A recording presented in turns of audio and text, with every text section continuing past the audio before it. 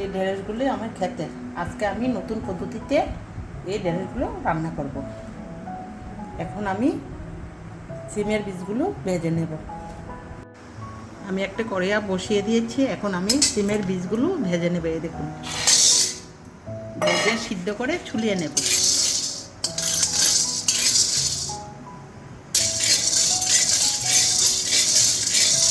ভাজা হলে শব্দ করবে, তারপর আমি নামিয়ে নেব। সিমের বীজগুলো হয়ে গেছে। আমি আরেকটা উনুনে এই দেখুন ডেক বসিয়ে দিয়েছি। এই জলটাতে আমি সিমের বীজগুলো সিদ্ধ করে নেব।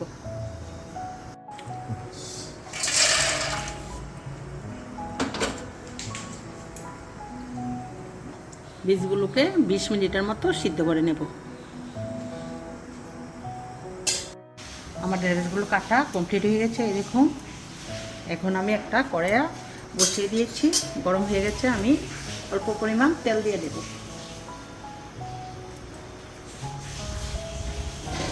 আমি একটা পেঁয়াজ দিয়ে দিচ্ছি।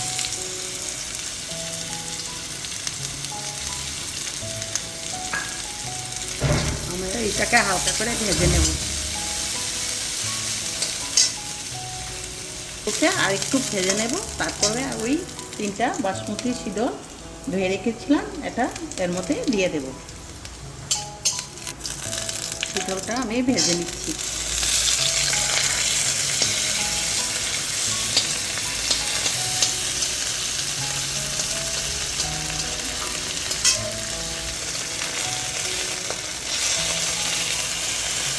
আমার শুটকিটা ভাজা হয়ে গেছে। আমি এখন ঢেঁড়সগুলো দিয়ে দেব।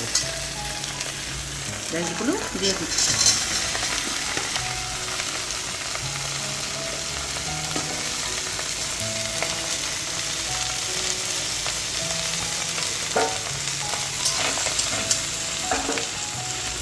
সিমের বীজগুলো সিদ্ধ করে রেখেছিলাম, দিয়ে দিচ্ছি।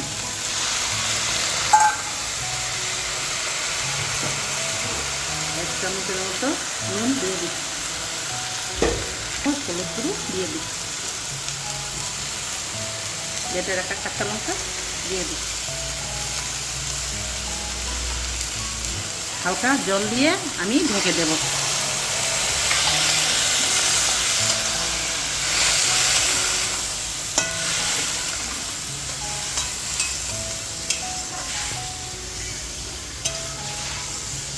দশ মিনিটের মতো সিদ্ধ করে নেব। তারপর আপনাদেরকে দেখাবো।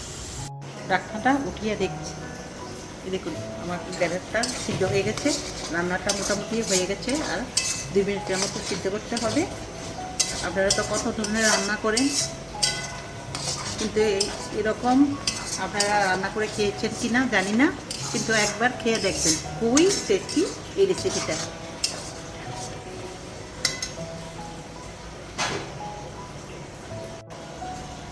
আমার রান্নাটা কমপ্লিট হয়ে গেছে। আমার এই রান্নাটা যদি আপনাদের ভালো লাগে তাহলে লাইক, শেয়ার আর সাবস্ক্রাইব করে দেবেন। আমি এখন উনুনটা বন্ধ করে দিচ্ছি।